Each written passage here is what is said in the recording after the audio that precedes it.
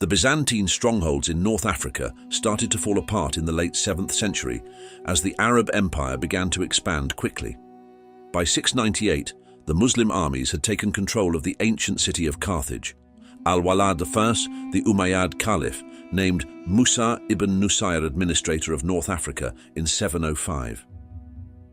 Mūsā started the difficult process of converting the indigenous Amazigh, Berber populations to Islam, in addition to expanding Muslim rule over the region all the way to Tangier. The Christian ruler of Chota, Count Julian, was in a vulnerable position during this period. Different accounts identify him as a Visigoth, a local Amazigh, or a Byzantine, but they all concur that he wanted to form an alliance with Mūsā. They plotted a coordinated assault of the Iberian Peninsula, where the Visigoths were engaged in a bloody struggle for dominance. Following the demise of King Witiza in 710, a faction known as the Witizens, feeling dispossessed, turned to Mūsā for assistance in deposing the usurper Roderick. Mūsā sent an army led by Ṭāriq ibn Ziyād, who was primarily Amazigh, across what is now known as the Strait of Gibraltar in April or May of 711. In July, Tariq's forces decisively defeated Roderick, paving the way for further Muslim expansion into Spain. After this battle, instead of going back to Africa, Tariq pressed northward and took control of Toledo, Tulay, the Visigothic capital, where he spent the winter of 711. The year after, Mūsā led an Arab army into Spain, besieged Mérida, and ultimately took control of it. In the summer of 713, he went to Toledo to join Ṭāriq, and the two of them carried on with their conquest, pushing further into the northern mountains and moving northeast to seize Zaragoza, Saracusta. The majority of the Iberian Peninsula was ruled by Muslims by the time the Caliph called Ṭāriq and Mūsā back to Syria in the summer of 714. With this, the 800-year period of Muslim control over Spain officially began.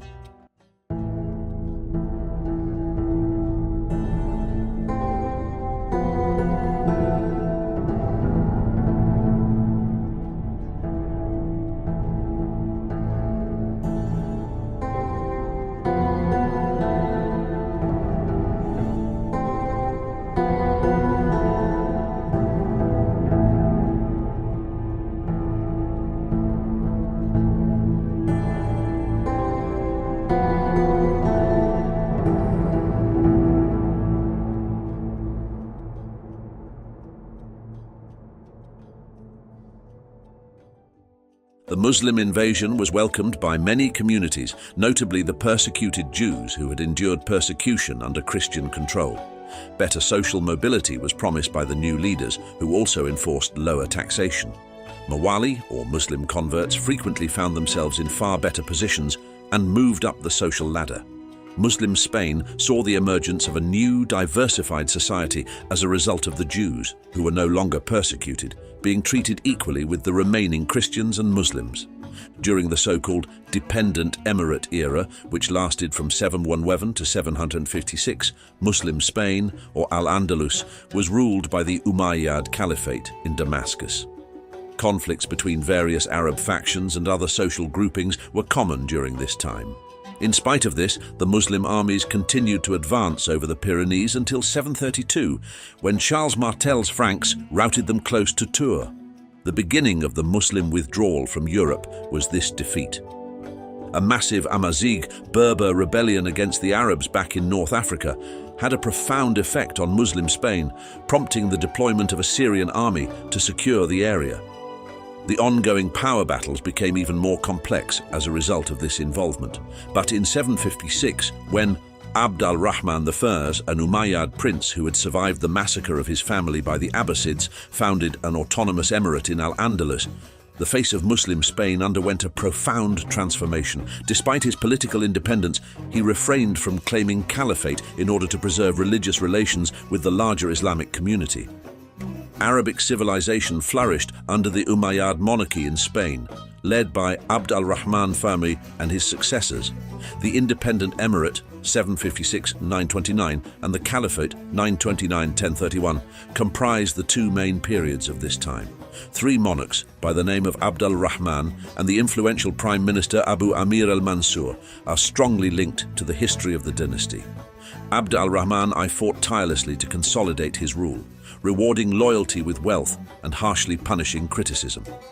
He upheld religious orthodoxy and organized battles to repel Christian armies, particularly those commanded by Charlemagne. His successors, Hisham I and Al-Hakam I, had internal struggles with the Arab nobles, resulting in increased employment of mercenaries and harsher levies to preserve power.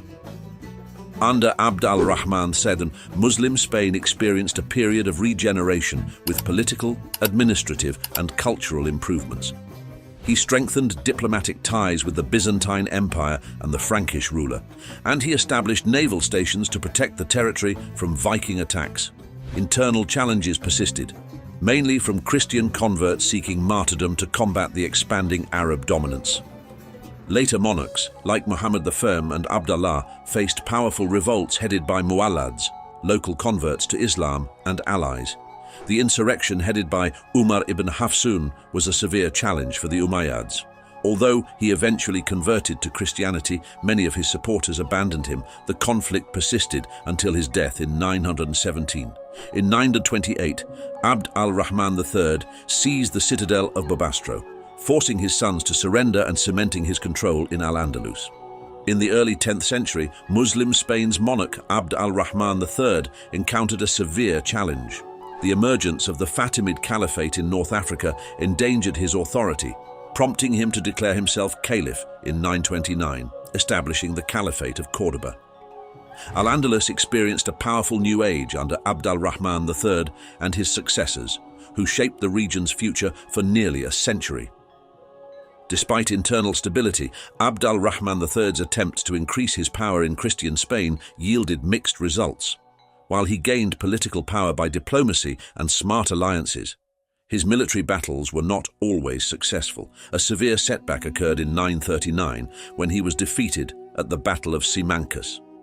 He was able to re-establish his influence by engaging in diplomatic attempts with significant individuals in Europe such as Otto I, the Holy Roman Emperor, and the Byzantine Empire.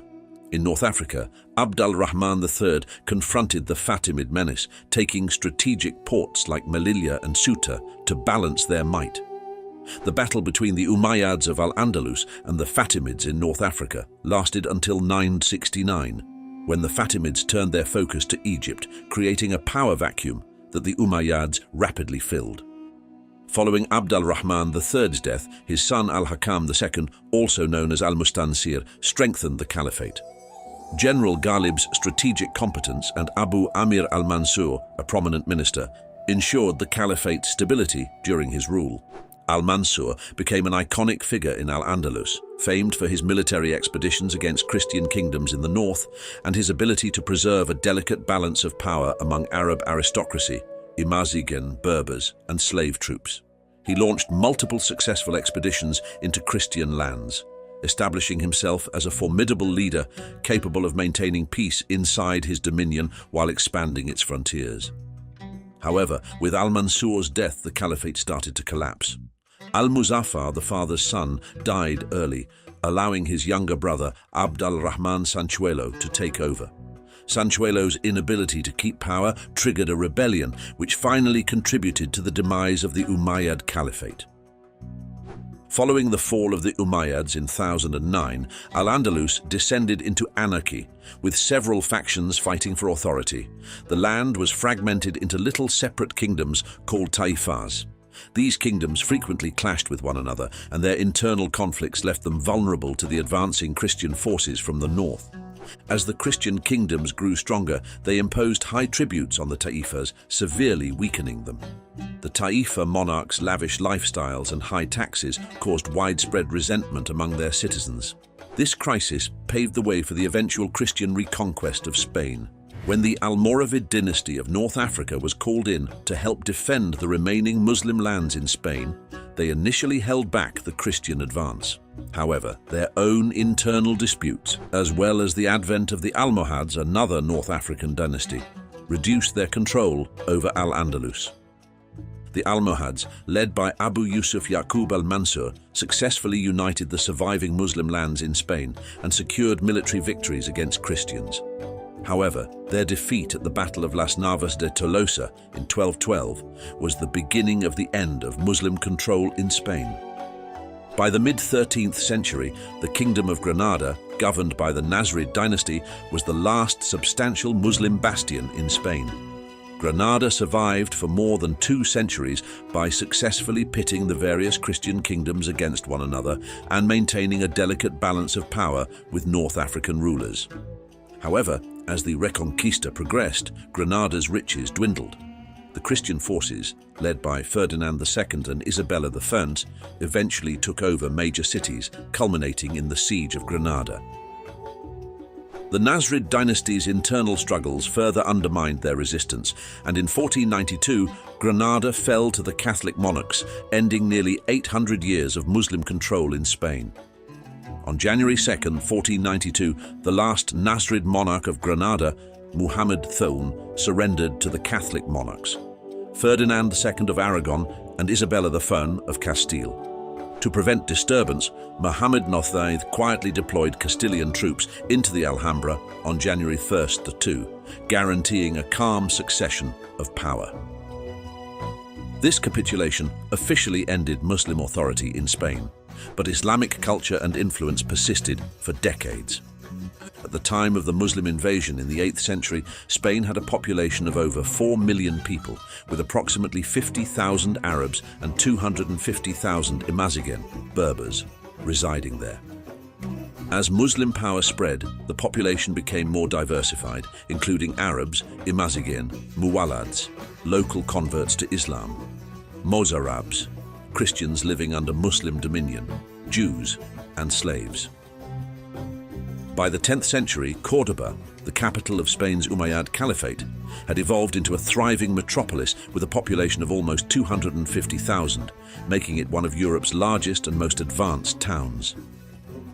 The Muslim rulers of Spain, called as emirs, caliphs, or sultans depending on the period, ruled in a hierarchical manner.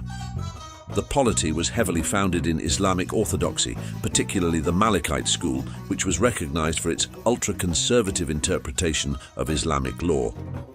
Agriculture was the primary economic driver, with considerable contributions from livestock husbandry, mining, and domestic industries such as silk manufacture and leather tanning. Despite the subsequent Christian reconquest, Muslim Spain, also known as Al-Andalus, had a significant impact on the region's culture, science, and economics. The Muslim cities, with their baths, gardens, markets, and mosques, were culturally advanced and frequently regarded as superior to their Christian neighbors.